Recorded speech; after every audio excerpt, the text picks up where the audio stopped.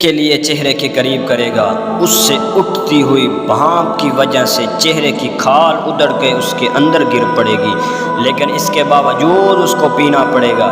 اللہ فرماتا ہے یہ دنیا ہی سب کچھ نہیں ہے، سمجھ لیا یہی سب کچھ ہے۔ آخرت کو بھول گئے، صبح اٹھے کام پہ چلے گئے، شام آئے آوارگی میں چلے گئے، صدائیں آتی رہی حی علی الصلاۃ حی علی الفلاح، کوئی پرواہ نہ کی، نہ پیشانیوں نے سجدے کیے، نہ سوچوں میں پاکیزگی آئی، زندگی یوں گزار کے چلے گئے۔ کہا ایسے نہیں، ایک وہ ہوں گے جن کے چہرے شگفتہ گلاب ہوں گے، اور ایک وہ ہوں گے جن کے چہرے بگڑے ہوئے ہوں گے۔ اللہ اکبر۔ کلا اذا بلغت التراقی، یہ تو قیامت کا منظر ہے، قیامت سے قبل بھی ایک منظر ہے، اللہ اس منظر کو بیان کر رہا ہے۔ کلا اذا بلغت التراقی، ہاں جب جان گلے کو پہنچ جائے گی۔ اے انسان، تیرے اوپر وہ گھڑی بھی آنے والی ہے، وہ وقت بھی آنے والا ہے جب سانس اس ہنسلی میں اٹک جائے گی، جب سینے سے بھی سانس اوپر چلے جائے گی۔ اب ڈاکٹر بھی لا علاج قرار دے رہے ہیں کہ اب علاج نہیں رہا ہے، جان بس اب نکلنا چاہ رہی ہے، اور کہا جائے گا کوئی جھاڑ پھونک والا بلاؤ۔ اب ڈاکٹروں نے تو لا علاج جواب دے دیا، اب سانس اٹک گئی ہے گلے میں، چند لمحوں کے مہمان ہیں۔ اب ڈاکٹروں نے کہا ہماری جانب سے لا علاج ہو گیا ہے، لے جاؤ اس کو گھر، یا وینٹیلیٹر پر ڈال دیتے ہیں اس کو، اب ہماری جانب سے کوئی اس کا علاج نہیں رہا۔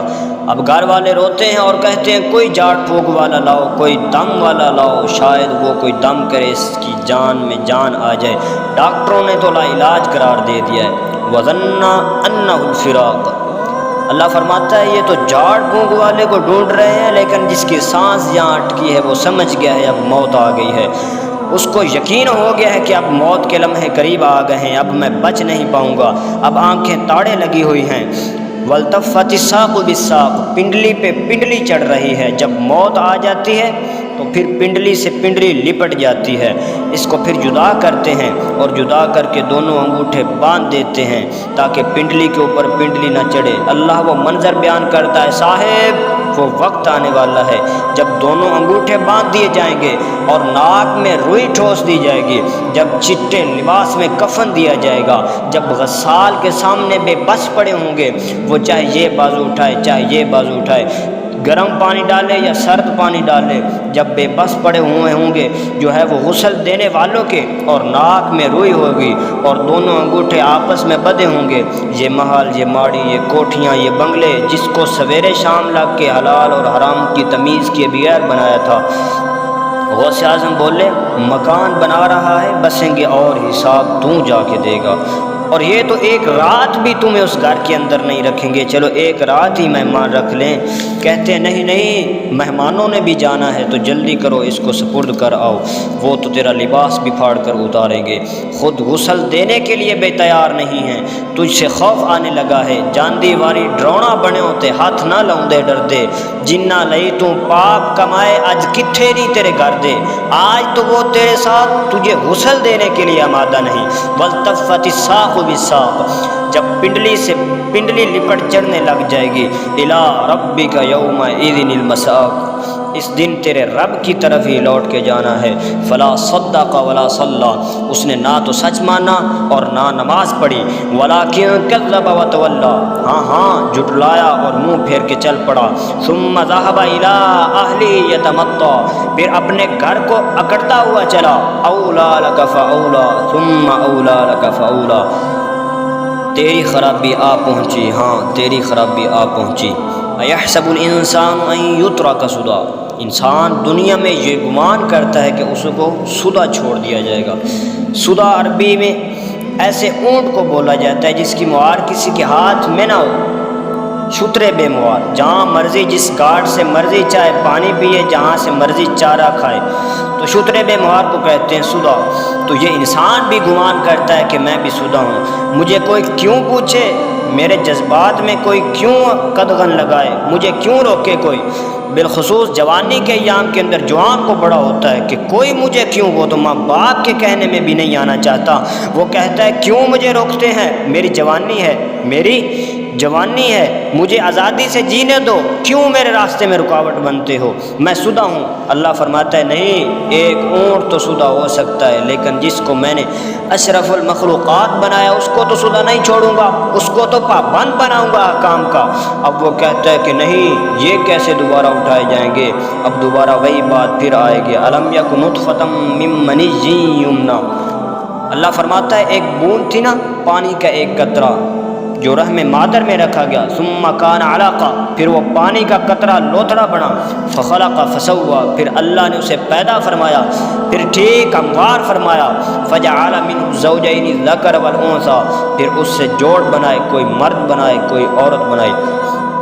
کہا اب غور کر، اب تیری آنکھیں دیکھتی ہیں، بجلیاں چمکتی ہیں، تیری زبان کا طوطی بولتا ہے، لوگ اشش کرتے ہیں تیری گفتگو پہ، تیری گفتار پہ صدقے جاتے ہیں، تیرے لہجے کے جمال کو دیکھتے ہیں، تیرے سینے کا زور، تیرے سینے کا زور، تیرے پنجوں کی طاقت، تیری دماغ کی تیزیاں اور تیری سوچوں کے اجالے، تیری زوردار ٹانگیں، تیرے کڑیل بازو اور تیری چوڑی چھاتی اور تیرے گلاب کی پتیوں جیسے ہونٹ۔ اے انسان، یہ سب کچھ کہاں تراشا گیا؟ ماں کے رحم میں، اس تاریخی میں جو 3 پردوں میں تھی۔ تیرا سر تیرے گھٹنوں میں تھا، اور وہاں اوپر تیرے اندر نصرانیت کی صلاحیتیں پیدا کس نے کی؟ تیری آنکھوں میں چمک پیدا کی، تیری کانوں میں نغمے بخیرے، تیرے زبان کے پٹھوں پہ قوت ذائقہ رکھی، تجھے بولنے کی صلاحیت دی، تیرے پنجوں میں زور رکھا۔ آج تو مفتی شہر ہے، آج تو علامت الدار ہے، آج تو قاضی القضاب ہے، آج تو منسٹر ہے، آج تو وزیر اعظم ہے، آج تو پہلوان ہے، آج تو شہزادہ ہے، آج تو بادشاہ ہے، آج تو زور آور ہے۔ آج تیری طاقت کے کیا کہنے؟ آج شیروں کو تو نچا لیتا ہے، ہاتھیوں کو تو بٹا لیتا ہے، آج تو بڑا زور آور گھوڑ سوار ہے۔ آج تیری طاقت کے کیا کہنے؟ تو کشتی کرتا ہے تو زمانہ دیکھنے آتا ہے۔ آج تیری طاقت کے شہرے ہیں، تیری عظمت کے تنتے ہیں، لیکن انسان تو ایک ناپاک قطرہ تھا اور یہ رحم مادر میں تھا۔ تیرے اندر یہ رنگ کس نے بھرے؟ تیرے کانوں میں نغمے کس نے رکھے؟ دماغ کی قوت کس نے دی؟ زبان کو بولنا کس نے سکھایا؟ آنکھوں میں توانائیاں کس نے رکھی؟ تیری زبان کا طوطی بولتا ہے، یہ سلیقے کس نے دیے؟ یہ سلیقے کس نے دیے؟ پھر اللہ فرماتا ہے کتنا زوردار بیان ہے، الیس ذلک بقادر علی ان یحیی الموتى۔ جو ماں کے پیٹ میں ایک لوتڑے کو ایک خوبصورت انسان بنا سکتا ہے، ہڈیوں کو جوڑ کے دوبارہ انسان نہیں بنا سکتا؟ کیا وہ دوبارہ تجھے کھڑا نہیں کر سکتا اپنے سامنے پیش ہونے کے لیے؟ جس کے حکموں کو تو نے توڑا ہے، جس کے فرامین کا تو نے مذاق اڑایا ہے، کیا وہ اتنا ہی بے بس ہے کہ اپنے حضور تجھے جو ہے وہ کھڑا ہی نہیں کر سکتا؟ جس رب نے تجھے ماں کے شکن میں شکل دی۔ حضرت شیخ فرید الدین عطار صالحی فرماتے ہیں، صالح کشتی صلاحیت می نشوت، ایسا کاریگر ہے مٹی سے بادشاہ بنا دیتا ہے۔ اس نے مٹی سے بنایا اور سکندر بنائے، اور اس نے مٹی سے جو ہے وہ رستم اور صحرا بنائے، اس نے مٹی سے کیا کیا بنا دیا۔ جو مٹی سے بادشاہ بنا سکتا ہے، جو مٹی سے بادشاہ بنا سکتا ہے، جو لطف مادر سے شکل اور صورت اور رنگ اور جمال بنا دیتا ہے۔ تیری صورت نکھرتی ہے، تیرے ہونٹ گلابی ہیں اور تیری نرگستی آنکھیں ہیں، تیری ریشمی بال ہیں اور تیری خوبصورت رنگت ہے۔ تو چال چلتا ہے تو لگتا ہے قیامت چل رہی ہے۔ تیرا قدی رہنا جو ہے صنوبر کو شرماتا ہے۔ تیری گفتار کے تنتنے ہیں۔ جس نے اتنی خوبصورت شکل ماں کے رحم میں بنائی، کیا وہ ہڈیوں کو جوڑ کے دوبارہ انسان نہیں بنا سکتا؟ وہ دوبارہ انسان بنائے گا اور پھر وہ تمہیں اپنے حضور کھڑا کرے گا۔ اللہ بندے کو اپنے حضور کھڑا کرنے کے بعد اپنے سامنے سے ہٹنے نہیں دے گا جب تک 5 سوال نہ پوچھ لے۔ عن عمرہ فیما افناہ، اس کی عمر کے بارے میں پوچھے گا۔ میں نے تجھے زندگی دی 50 سال، 60 سال، 70 سال، اس زندگی کو کہاں گزار کے آیا ہے؟ عن شبابی فی ما ابلاہ، اس کی جوانی کے بارے میں پوچھا جائے گا، جوانی کہاں گزار کے آیا ہے؟ مجنوں تو نہیں بنا رہا، خواہشات کا اسیر تو نہیں ہو کے آیا، دیوانوں کی طرح تو نہیں زندگی گزار کے آیا، تیری جوانی کسی چوک میں تو نہیں گزری، تیری جوانی آوارگی میں تو نہیں گزری، ساری رات سوشل میڈیا کے اوپر گندگی اور غلاظتیں تو نہیں دیکھتا رہا؟ تیری زندگی گزری کہاں ہے؟ تیری جوانی گزری کہاں ہے؟ اگر کوئی جواب نہ ہوا تو پھر کیا جواب دے گا؟ اور وہ کتنا خوش نصیب ہوگا جو کہے گا میرے مالک میری جوانی سجدوں میں گزری، میری جوانی قیام میں گزری، میری جوانی رکوع میں گزری۔